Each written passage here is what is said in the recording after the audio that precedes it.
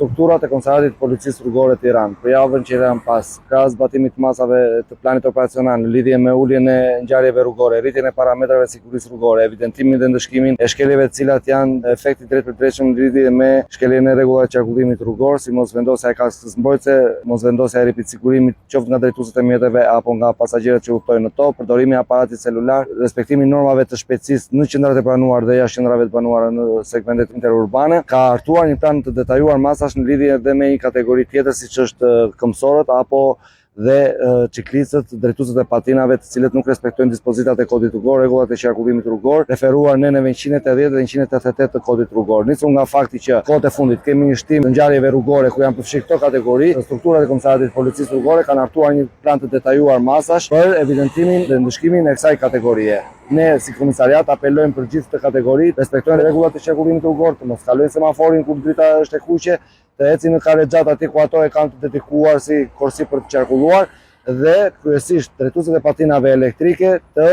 qarkullojnë në korsitë e dedikuara dhe jo të shkelin dispozitat e kodit rrugor, si shpesh ne kemi hasur kohët e fundit. Apelojmë për të gjithë përdoruesit e patinave elektrike dhe ciklistët që në ato segmente rrugore ku mungon korsi e dedikuar për lëvizjen e kësaj kategorie,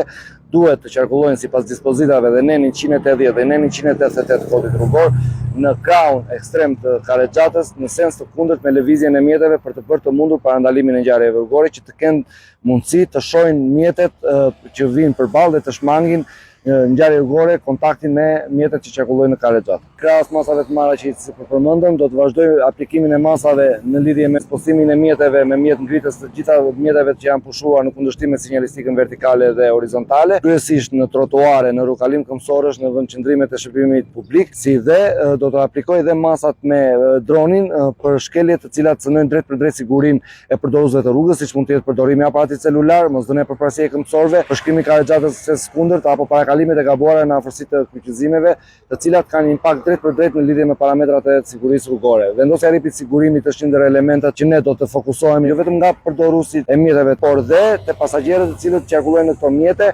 pa vendosur ripat e sigurimit. Një apel që ne duam të bëjmë është edhe të marrim masa për sistemet e fiksimit në lidhje me fëmijët jo madhor, për shkak sepse po shohim që ka një shtim lëvizjesh në lidhje me këtë kategori dhe qarkullimi e Komisariatit të Policisë Rrugore në lidhje me këtë drejtim do të jetë toleranca zero.